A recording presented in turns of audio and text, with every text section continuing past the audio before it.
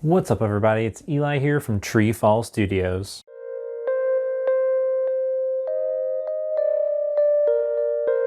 If you're new to this channel, my name's Eli and I run an independent game studio called TreeFall Studios. I've released commercial projects on the PC, the Wii U, and the PS4.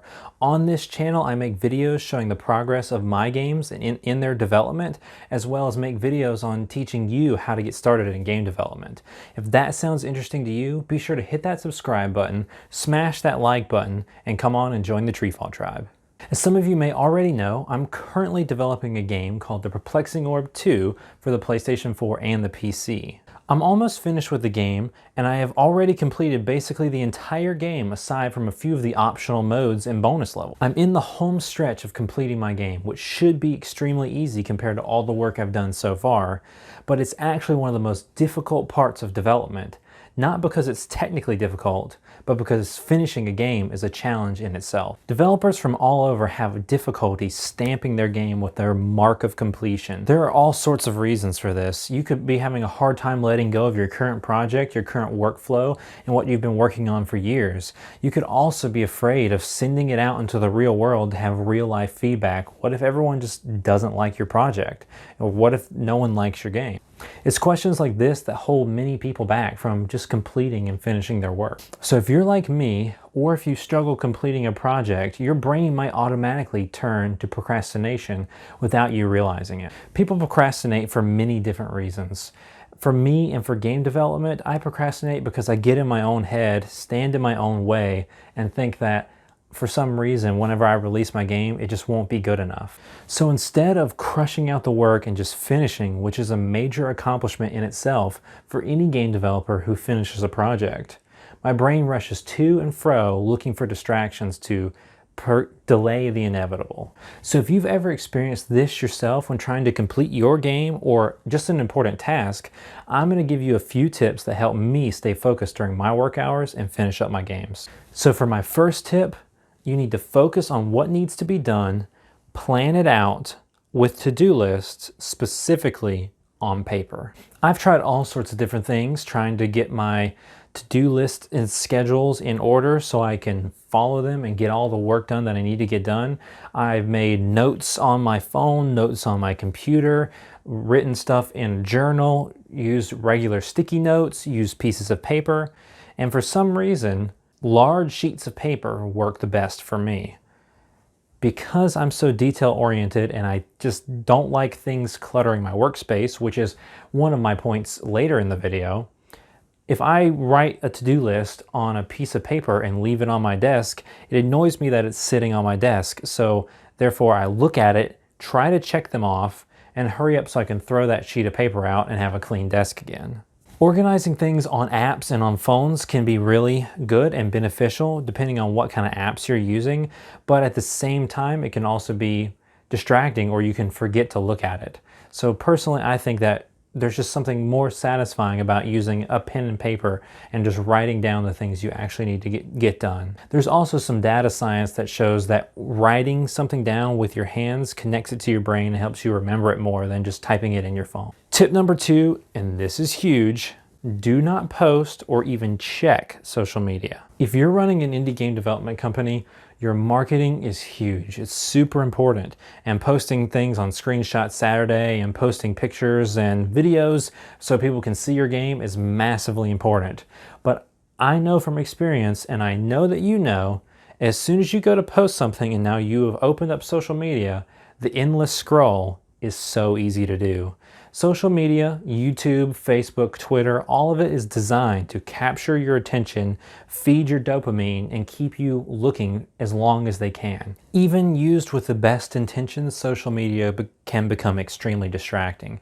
So what you need to do if you're running a company and you still need to post and you don't have someone else to post the content for you, try scheduling your post out early the previous night or in the beginning of the week if you can, and if you can't, just make sure you only check social media at the end of the day and just don't worry about it during your extreme hard crunch time.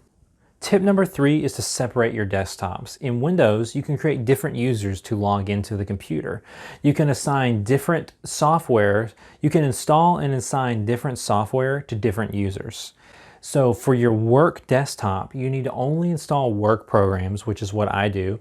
I install like Unity and my game development software all to that desktop, and take off all the personal stuff like Steam and all the games. Leave that onto the personal desktop, so you only log in and can only see your work stuff, so it'll help you get less distracted. Number 4 is a huge one, and this goes for any task that you're trying to complete, and it's to remove your phone from your presence. Just like social media, your phone can be a massive distraction. It's constantly giving you notifications, whether that be from social media, whether that be from your YouTube subscriptions, from any number of apps or games you have installed, or text messages from friends. So an important tip is to take your phone, turn it on Do Not Disturb mode, and take it away from you and either set it on a nightstand somewhere far away, not near your desk, or even remove it and set it into the next room. Because I found out that even if I have it on Do Not Disturb and no notifications are dinging, so I don't even know, but I can see the phone or it's sitting right beside me, I have that urge to pick it up, turn it on, and check just to see. And if you're like me, realizing watching this video that you've become addicted to using your phone, it is definitely a good idea just to set it on the kitchen table or put it in a different room in order to be completely detached from it. And I've noticed that whenever I do that and I'm completely detached from my phone, nothing bad happens. It's completely okay. And then the result is I can sit down for hours and just get real work done. And the final tip that works for me is to clean and organize my workspace. This depending on where you work. If you have a separate office or if you have a home office, especially if you have a home office, this can be more difficult. So I've got a desk, and I try to keep it pretty clean and organized, but my desk is pretty close to my game station because I've got to plug in my computer to my dev kit, which sits near the rest of my game consoles. And that can be real distracting because whenever I'm working and then I see a whole stack of games that I'm excited to play, random thoughts can go through my head and I can be like, well, I'll just play Animal Crossing for 5 minutes.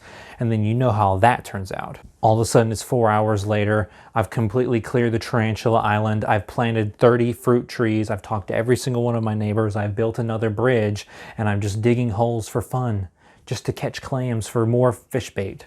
And while that is all good and fun, that is not what you need while you're trying to get important work done. So something that I've tried to do is just to clean and organize my desk so there's no clutter, there's nothing sitting on it, there's no extra anything sitting on it.